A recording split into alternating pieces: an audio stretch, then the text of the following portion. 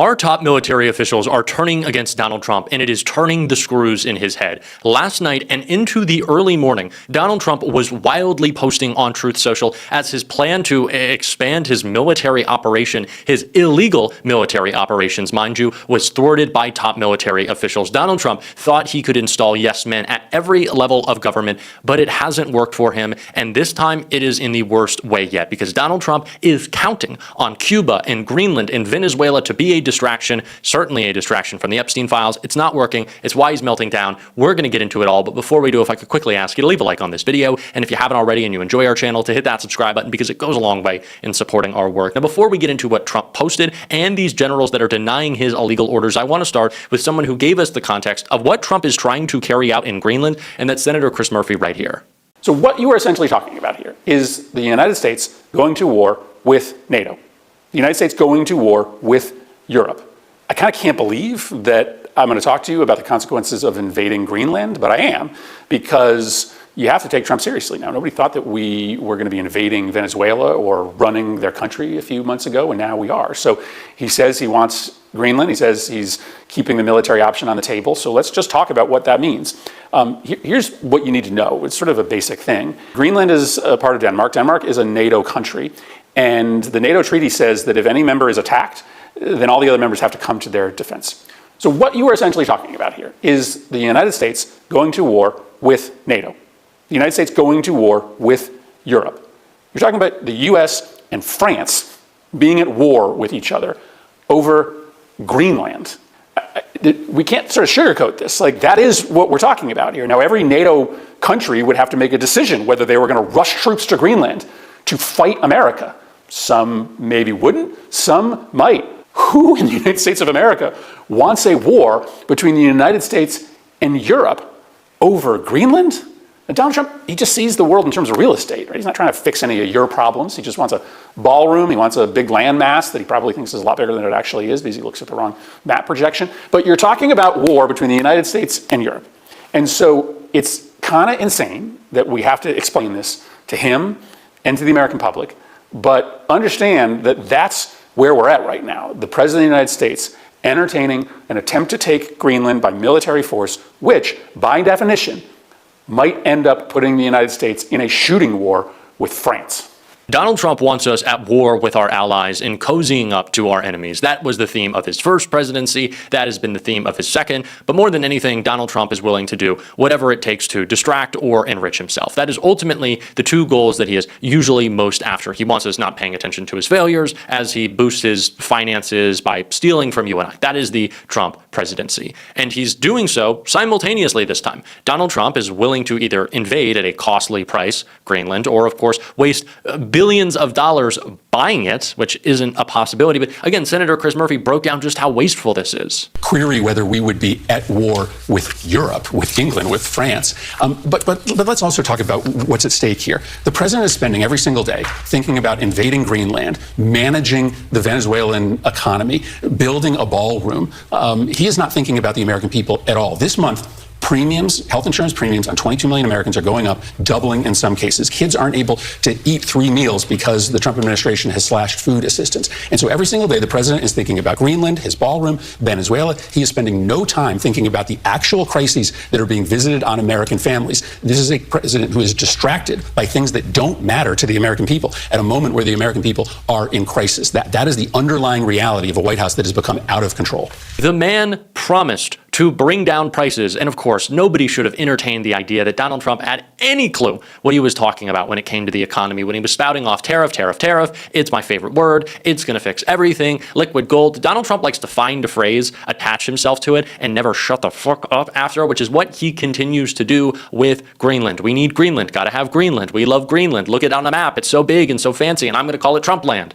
That is what he's after right now, and he'll do anything to make it happen. But senior military officials won't, and it's why Trump is melting down on Truth Social. Trump orders top army officials to draw a plan to invade Greenland. The UK Daily Mail is reporting that Donald Trump, buoyed by the recent strike on Venezuela, has ordered his special forces commanders to come up with a plan to invade Greenland. In a piece published late Saturday, the Mail reports that Trump has asked the Joint Special Operations Command to come up with an invasion plan, but the Joint Chiefs of Staff are resisting because they believe an invasion would be illegal and lack congressional support. The generals think Trump's Greenland plan is crazy and illegal, an unnamed diplomatic source told the Mail, so they are trying to deflect him with other major military operations. They say it's like dealing with a 5-year-old. Trump's pursuit of Greenland has been met with heavy resistance across the NATO alliance as well. We got this report last night. According to reports, Donald Trump has ordered his Special Forces Command to draw up plans, but as this article stated, senior military leaders are resisting. This, along with Donald Trump's general desire to go to war everywhere, Trump wrote, Cuba lived for many years on large amounts of oil and money from Venezuela. In return, Cuba provided security services for the last 2 Venezuelan dictators, but not anymore. Most of those Cubans are dead from the last week's USA attacks, and Venezuela doesn't need protection anymore from the thugs and extortionists who held them hostage for so many years. Venezuela now has the United States of America, the most powerful military in the world, by far, to protect them, and protect them we will. There will be no more oil or money going to Cuba. Zero. I strongly suggest they make a deal before it is too late. Thank you for your attention to this matter.